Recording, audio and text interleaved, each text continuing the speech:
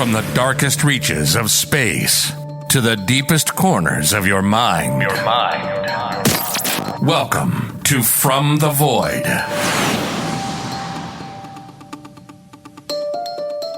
On the evening of February 24th, 1978, five friends, Bill Sterling, Jack Hewitt, Ted Weir, Jack Madruga, and Gary Mathias, all piled into a 1968 Mercury Montego after attending a basketball game. Normally, they'd drive straight home, but that's not what happened on this particular night. On this fateful night, they'd vanish without a trace until four of the five men's remains would be discovered months later, which is where this mystery truly begins. Over 40 years later, no one knows what caused these men to drive so far off course and to end up in the remote area that they were discovered. Was it simply five guys with diminished mental capacity making a series of fatal mistakes? Or were they deprived of the justice they deserved based on the prejudice of the time period? Was there something or someone who scared them badly enough to abandon their vehicle and run off into the woods in which they were eventually found? For this week's mystery, I speak with author and researcher Tony Wright, who wrote the book on the case. Welcome to this week's mystery, the mystery of the Yuba County Five, on From the Void.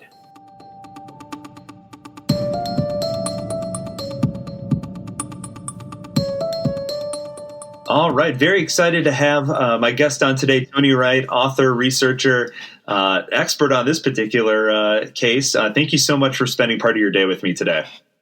Well, thank you for having me on the show. I'm glad to be here. Absolutely. So, we were just talking before we started recording. Caught you on a really interesting series that just came out on Netflix. And the particular episode that you were featured on was in regards to the Yuba County Five. And you've written a book on it, Things Aren't Right, The Disappearance of the Yuba County Five. So you've spent a lot of time researching this case. What initially led you to this particular case of all cases? I was listening to true crime podcasts and watching original true crime content on YouTube. It was probably, sometime in 2018 when the Yuba County Five case was featured on a YouTube channel called Criminally Listed. They had their 100th episode, so I was pretty excited to watch that. And every week on Criminally Listed, they have a different topic for all their cases. But on the 100th episode, it was viewer's choice. So I thought that was a really cool topic. I don't remember the first two stories, but the last story was titled Gary Mathias and the Boys. And it was the story of the Yuba County Five. And I thought, I've heard of this story before, or it's brand new. It was one of those moments where you discover a story and you don't know if it's something that's been covered on something like In Search Of or Unsolved Mysteries. But I remember watching that episode and being really interested in that story because I thought it was incredibly fascinating. And with YouTube and with podcasts, if someone's got a topic on something, generally other people see that and they too will create a podcast or an episode about that case. So more people were getting information about the case. And so through 2018 and to early 2019, it was talked about on podcasts and online on articles. And Sacramento Bee had a 2-day story on the Yuba County case. And I found out no one had written a book about the story. So late 2019, I decided to write the book on the case.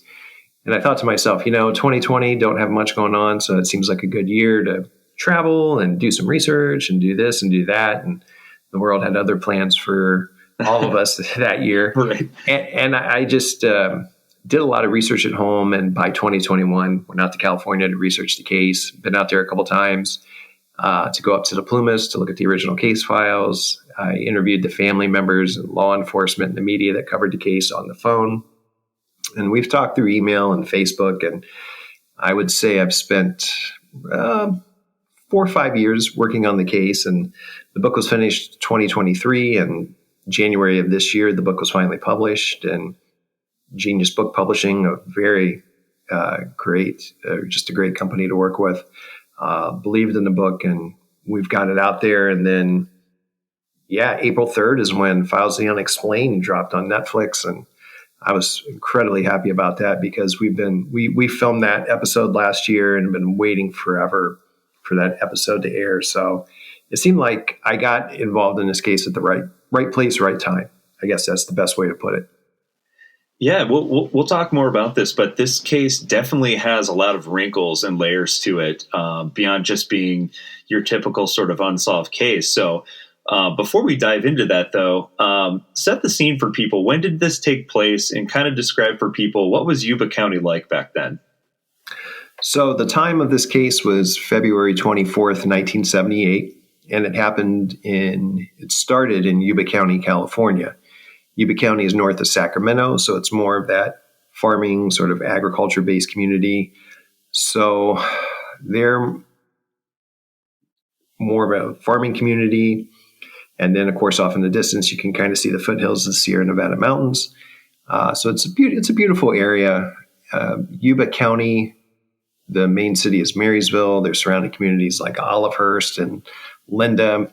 They're small towns. They're probably at the time, 10,000, 12,000 people, less than the outlying communities. Neighboring Yuba City is in a different county. It's a bit confusing. And it probably at the time may have had, 50, 60,000 people, but it was sort of a hub for agriculture. And at the time, there was a little bit of a high crime rate in the area. In the early 1970s, Juan Corona was arrested, and at the time he was one of the most prolific serial killers in America, and he actually resided in the Yuba City area and killed migrant farm workers and transient workers who were involved in seasonal work at some of the orchards and other farming areas in the Yuba City area. So there was a bit of a drug problem up there too, but all in all, it was a nice place to live, a quiet community. And there were 5 friends: Ted Weir, Jack Madruga, Bill Sterling, Jackie Hewitt, and Gary Mathias. 4 of the guys had intellectual disabilities.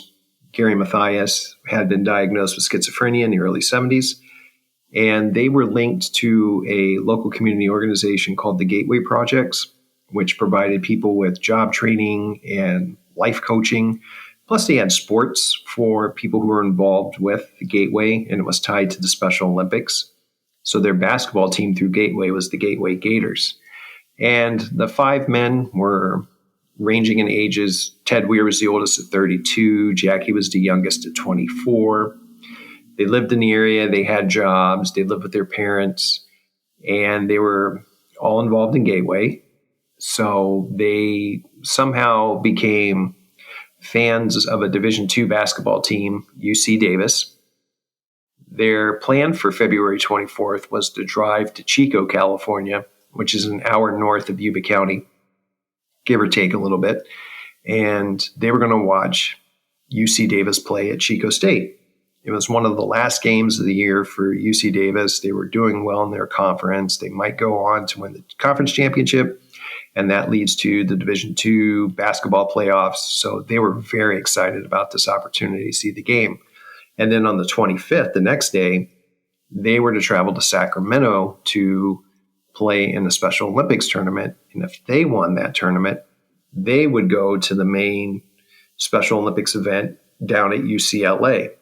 If they made it to UCLA, they would be given passes to Disneyland, which was sort of a way to sweeten the pot almost, if you will. So this was a big thing for these guys. And so the plan was, let's go to the basketball game in Chico. Next day, we're going to get up. We'll go down to the Sacramento area. We'll do our tournament. And some of the parents are like, this seems to be quite a bit of stuff you guys are doing. So are you sure you want to go to the game? And they had made out-of-town trips before many times. And Jack Madruga was the driver of the group. He drove the boys, as that's their nickname, the Five, to Chico many times. He drove them to Sacramento many times. No incidents, no issues of these guys getting lost. Just because they had developmental disabilities didn't mean they were incompetent by any stretch of the imagination. They just knew how to get from point A to point B. And even the day before they went to Chico, they actually traveled together down to Sacramento to get one last basketball practice in, because all the gymnasiums in their community were kind of booked and unavailable. If they could make it to Sacramento and back, and they made it to Chico and back, this wasn't a big issue. So the evening of February 24th, around 6 p.m., they leave Yuba City. They go to the game in Chico. They leave the game after UC Davis wins, so they're probably feeling elated that their favorite team won. They go about a mile from campus to a convenience store. They grab stuff like Pepsi, milk, like Hostess bars, candy bars, potato chips, get in the car, and the next thing was to drive home. If you know anything about the area, so from Yuba City and Marysville up to Chico, you can take two highways. Out of Yuba City, there's California Highway 99 on the west side, and there's Highway 70 on the east side. So they run parallel to each other from those areas, and they sort of merge together just south of Chico. So you would just drive into Chico with the connecting highway. And coming home, they could have just taken 99 to Yuba City or 70 to Marysville, and they'd be home. As the hours go by, the parents start to worry that the guys aren't home. And initially there was thoughts of flat tire and, the car they were driving in, which was a 1969 Mercury Montego, which was owned by Jack Madruga.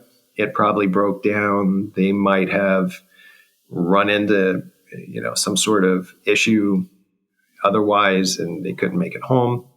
But as time goes on, during the early morning hours of February 25th, the parents start calling each other saying, they're not home. Where are they? Where'd they go? And what was strange, the parents all noted that if the guys were ever running late, they would call in advance and say, hey, sorry, we stopped at this place. We got to grab a bite to eat, or someone needed to use the restroom and we're running behind. They never did that. So when February 25th rolls around, they decide, all right, we're going to get together. We're going to figure out what's happening. We're going to find these guys and just get this resolved. Someone knew, hey, if they had this basketball tournament today, they're supposed to meet downtown Marysville at a Montgomery Ward department store. All we'll do is just, go down to the meeting place and we'll find them there. Well, they went down to the meeting place and they were nowhere to be found. And they found out the guys never made it to the event for their Special Olympics basketball tournament. So now they're really worried because all the families knew for the Five that this tournament meant a lot to these guys. I mean, they were ready for it for weeks. They had their uniforms laid out. One guy bought new shoes. I mean, they were ready to go. And so the thought was, all right, the car probably broke down. They were probably walking the highway and they're probably tired. So people were driving up either 99 or 70 looking for them. No luck. They called the Yuba County Sheriff's Department around 8 a.m. that morning. And they said, well, if these guys are adults, we can't list them as missing. And I believe there was an attempt to say, hey, these guys do have disabilities and this is a big deal. This is not like them. But the Sheriff's Department held their ground and the families were kind of on their own for a little while. By 8 o'clock on Saturday night, they were able to tell the Yuba County Sheriff's Department, look, these guys haven't made it home. They've been gone. They're missing. These men have disabilities. One person has schizophrenia. They never made it home. So finally, the report was taken 8 p.m. that Saturday evening, and they began to interview people, look for the guys. They had these all points bulletins from the Oregon state line south to Sacramento. And they thought, if we find these guys, they'll be here somewhere. We'll call the jails. We'll call the hospitals. We'll do this. We'll do that. No signs of the guys. So February 25th becomes the 26th. That becomes the 27th. And late on the 28th, which was February 28th, 1978, the car is found abandoned in the Plumas National Forest. And that's 70 miles in the wrong direction from where they live in Marysville, Yuba City area. And the car was found at a place near a camping location called Rogers Cow Camp, which is in the foothills of the mountains. And that's about 4,000 feet above sea level. It's a rocky terrain. It's unpaved roads. There's snow. It's cold. And it's nothing like where these guys live in the Marysville, Chico area. So their car is found in the middle of nowhere. Guys aren't in the car. And now a search and rescue operation begins. And now it's basically every person has to be available to help look for these guys. And and then this is how the mystery really sort of unravels. Like, what are they doing here? And so they do extensive searching, according to the police records and according to newspaper articles of searching up in the Plumas. And they spend time looking for these guys and interviewing families, asking why would they go this way. And now law enforcement stuck with what's basically a real mystery here. It's incredibly strange on how this story begins. Yeah, and you mentioned the fact that you said 70 miles in the wrong direction. I mean, it's not as if they were sort of went off the beaten path and were sort of lost for 15 minutes. This is like, that's over an hour, in the wrong direction. And one of the notes from the documentary episode mentions the fact that there's a couple landmarks, on the way. They had to cross over a bridge. There would have been signs indicating, hey, you're entering this national park. So there would have been things that would have indicated, hey, you were very much going in the wrong direction. And yet, this car is found a significant distance, outside of where they lived. So talk about, what we know for certain that night. So it sort of gets the mystery kind of kicks off after the grocery store. And there's some indication that there were witnesses at the grocery store. I think a young woman who was working that night indicated that she saw them and this is what they purchased, and that a couple of them may have been outside at a payphone. Did law enforcement ever follow up in terms of like, were they making calls to someone? And if so, did that kind of lead them in any particular direction? Did they get any information out of what calls may have been placed that night? Sure. So the night they went missing, they stopped at a place called Bears Market in Chico. It's a little convenience store. They were in there around closing time. And the clerk who worked there, she was a little annoyed these guys were walking in at closing time because she thought, oh, man, it's Friday night. I get to go home. And then these guys walk in.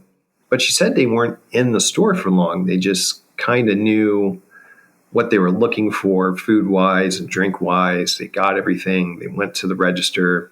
She noticed nothing strange or unusual. She said they seemed to be in good spirits. They paid for everything and just walked out of Bears Market. From there, you just drive right out of Chico. And determining where they abandoned the car, it would have made the most sense that they would have taken Highway 70, which would have been on the eastern parallel of the two highways. That would have taken them near a town called Oroville. And Oroville, if they turn into the city, they can link up to what's called the Oroville-Quincy Highway. And you mentioned landmarks.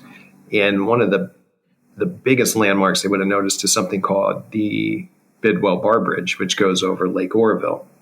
Back in the 60s, they did this huge project. They created this reservoir just because of river flooding. And so if you cross this bridge, you're not heading the right direction home, because the driver of the car, Jack Madruga, he had driven the men many times and from places like Chico and Sacramento, so he knew his way home. But when you cross that bridge, you would know you're going the wrong direction. And if you see signs for the Plumas National Forest, you would know you're going the wrong direction, because the roads that lead from Oroville into the Plumas begin to wind and go uphill. And as you wind and go uphill, you begin to notice a change of scenery. The temperatures drop. If you start driving up, you notice your ears might start to pop because, changes in elevation, changes in weather. If they begin to see snow, pine trees, et cetera, they know they're heading in the wrong direction. So what puzzled law enforcement is, why did they go that way? And why did they abandon their car? Because where the car was abandoned at Rogers Cow Camp in the Plumas, it's like an abandoned logging road. And at the time, a lot of the portions of the Oroville-Quincy Highway weren't completely paved. They were kind of gravelly. Side roads were made of gravel and dirt and had ruts in them from use over the years. And this surprised Jack Madruga's family, because they knew he would not take his car on a road like that, because he was very, very careful about driving and not damaging his car. And when they noticed the car was abandoned, They noticed that there wasn't any damage to the undercarriage. It had to have been carefully driven up this road, which leads to nowhere, and it's not going to show up on a map. The men did have a map available to them, but it didn't have a detailed map of the roads that go through the Plumas. You're just not going to see that unless you have a Plumas map. And where these guys abandoned their car, it's the middle of nowhere. They had to have gotten out of the car. And there's a witness that was on the same road where they abandoned their car that saw them that night leave and go into the woods. And this was just puzzling to everyone, because why would they do what they did? Because when they left for the basketball game in Marysville, it was probably in the 60s. It wasn't going to be cold that night. It might have got down to the 40s, but they were wearing like light jackets, tennis shoes. You were wearing jeans and shirts. They weren't dressed for, cold weather, because the night they abandoned the car in the Plymouth, it was below freezing. There was snow on the ground. There were snow drifts and spots that were 10 feet, maybe 20 feet in more extreme areas.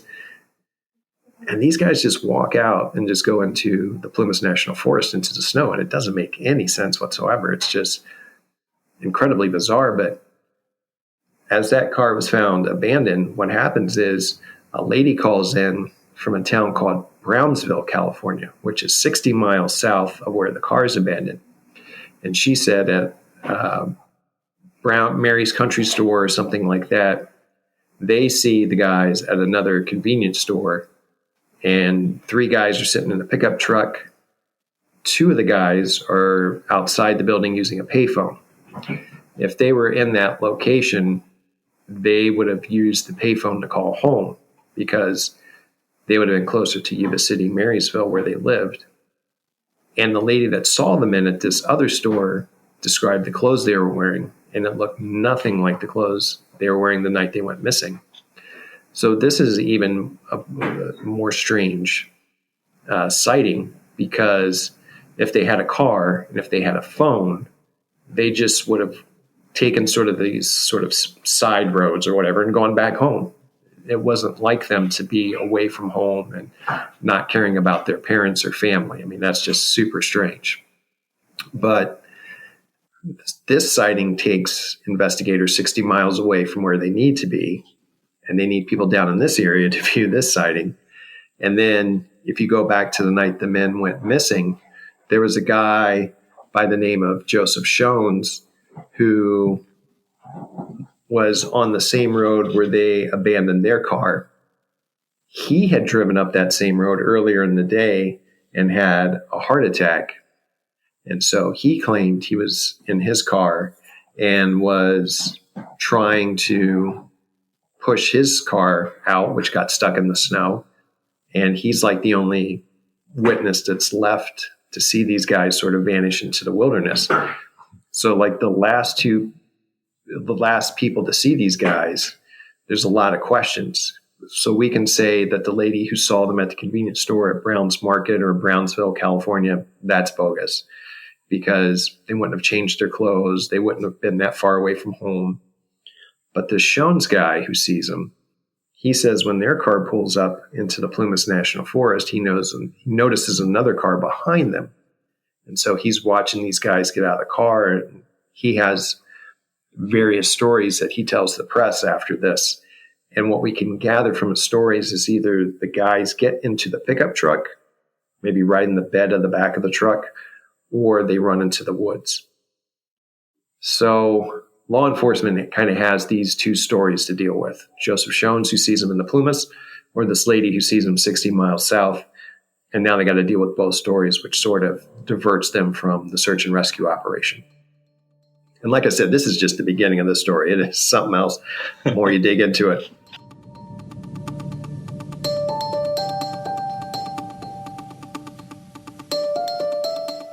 Thanks for listening to part 1 of my conversation with Tony Wright.